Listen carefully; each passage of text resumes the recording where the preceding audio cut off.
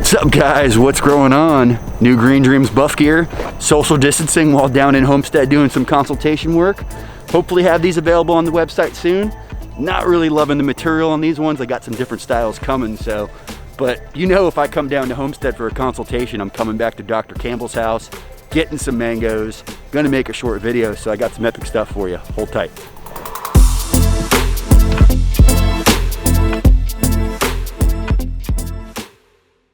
Welcome to Mango Men Homestead, where we have the best mangoes on the planet.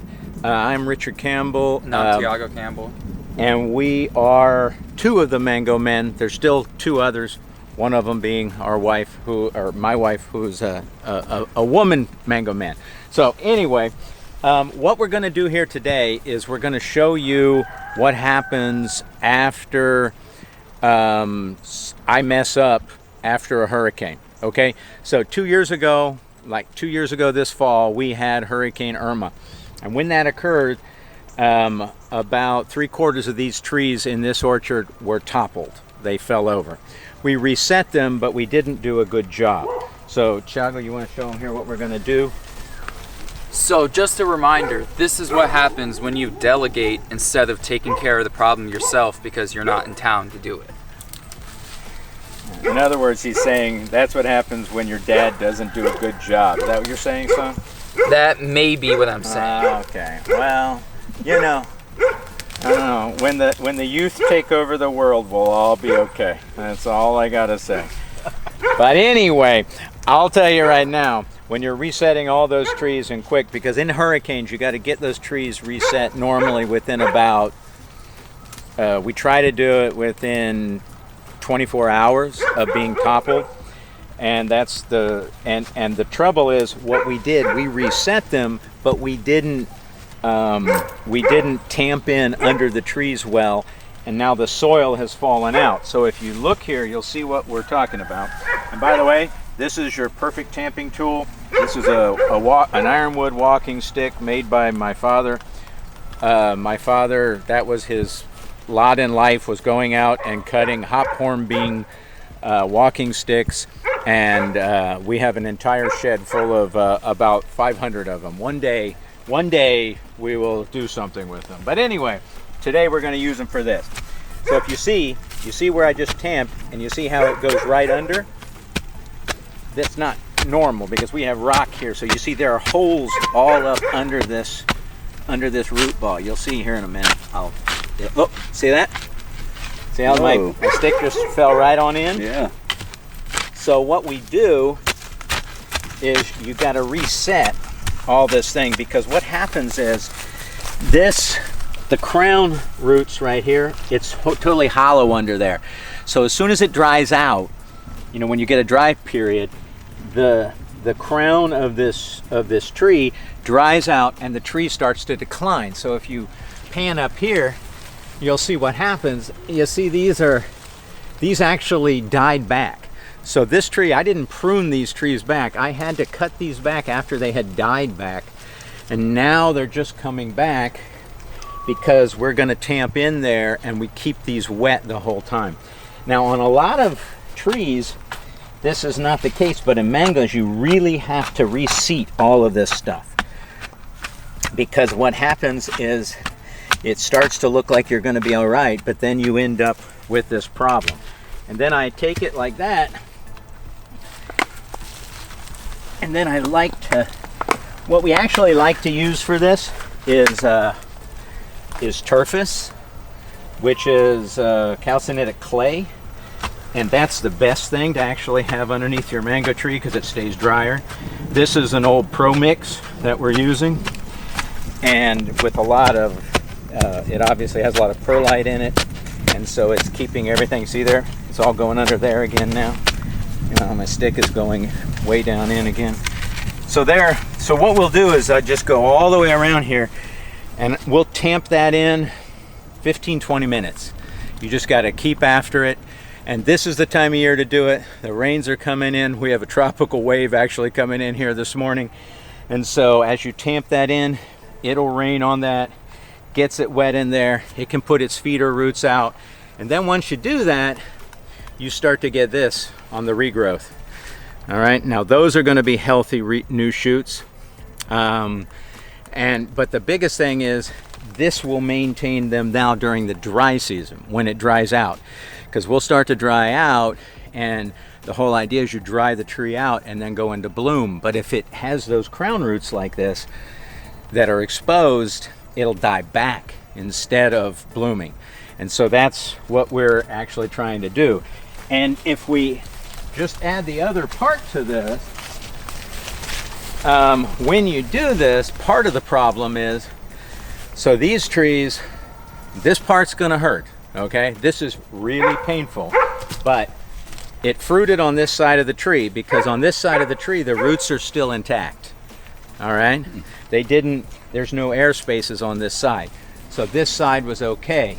Well, now I've fixed that side of the tree by tamping it in, and I have to take off this side of the tree because this is my row middle, and the tree is now filling my row middle. So like I said, this is what separates the men from the boys, okay? Because what we're doing in this whole entire orchard, 3 feet wide. Our trees are 3 feet wide, okay? And so once we come out 3 feet, we have to have we have to get the, keep these things pruned. Now, that branch right there produced 100 fruit, okay? So now I've just taken off 100 fruit, but I will also finish doing the whole side of this tree here. By the way, in order to do proper pruning, you want to do this with hand tools. You do not want to do this with chainsaws. Chainsaws were not meant for pruning trees horticulturally. People that prune trees with chainsaws are called arborists.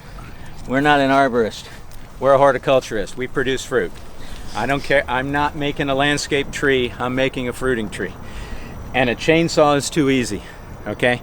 With a saw, you never make a cut that you don't have to, or loppers, all right? And then what we take this over, and we take it over to the fence line over there, and we mulch this in place. Nothing ever leaves this property. Nothing ever has. Nothing ever will. This gets mulched down in place, and we replace this tree. Now, we'll finish this tree afterwards, and you can see with the parts up here that are unhealthy. That's one of the things. I'll do that right now so you see. So that's a very unhealthy branch right there, because again, it didn't have good roots on it. So I'm going to come in here and do that. All right. Now this tree, I left a big hole in it. That tree will fill that spot in. By the time, if you look at this tree next year at this time, you will have no idea that I just did that. It'll refill this whole thing. And then I finish the rest of the tree, bring it down to the rest of the height, and that's as simple as it gets. And then again, we will finish tamping underneath that tree. Or maybe I'll put the young person who didn't mess up to do that for the rest of the time instead of playing video games. That might be a good idea. There you go. So will this fruit next year? Oh yeah. Okay. Oh yeah. It'll fruit on all of the new wood that we will leave. So part of the thing that when we get to this part of the age of the grove, we actually treat this stuff like more like a grape arbor. All right, so we take these trees back down. So if you look at this tree behind you, for instance, we've taken this tree back and it's already regrown. We did the pruning here a month ago. Yeah, and it's already regrown. So the fruiting will be on this wood. This is gonna flush it probably another 2 times. So by the bloom season, this branching will be out to here, okay? And it'll be all fruiting on 1 year, or new flushes that have just come out. And what that does, it's all new leaves. All of these old leaves we want to fall off, and you want new leaves because that's what's productive. And that's what gives you sugar. That's why our brix is higher. That's why our fruit have better shelf life. That's why our fruit are just healthy. They're not dying. Trees will die. And by the way, the tree next to it, which is another diamond tree, this one had the same problem. We already did the tamping on here. You can see the effect of it already, where it's going very healthy. It still has one branch here that's trying to decide whether it can make it. A lot of times what we do is we come in, and if the tree, it's kind of a catch-22. Sometimes if they have too much wood, they're too expensive for the tree and it doesn't have enough roots. So we'll take it out so it doesn't have to work so hard.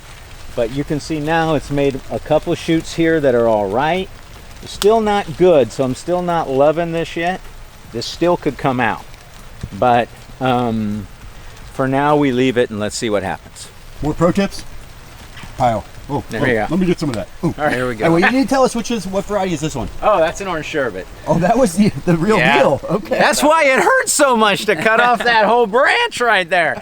That branch was, I mean, this year our orange sherbets were, we suffered greatly because of my bad horticulture of not tamping in under these after Irma. So we paid for it. And we paid for it because a lot of our trees had dieback instead of blooming. And you know, orange sherbet is the best mango on the planet. And if you've ever had an orange sherbet, you know that. And Pete, I know you know that. So when you don't get fruiting on one half of your tree, it kills you, because in this orchard, everything's about being efficient. So it's a 3 feet, it's a 6 foot thickness tree, basically, with a wall of fruiting. And we also have fruiting on the inside. So we try to put at least 150 to 200 fruit on every tree. But if you only get half the tree fruiting, you're only going to get half that normally. And the tree can compensate a little bit, but not enough. Whoa, more knowledge bombs, more pro tips with the Mango Masters. If you guys haven't seen any of my other videos with Dr. Campbell and Thiago over here, I'll put them in the description down below. They're all pretty epic. Probably my favorite place to visit when I'm down in Homestead. Obviously the best mangoes I've ever had in my life. I hope you guys enjoyed this video. If you did, be sure to hit that like button. If you haven't subscribed yet, maybe go ahead and do so. Most importantly, you know what we do around here? We pound dirt.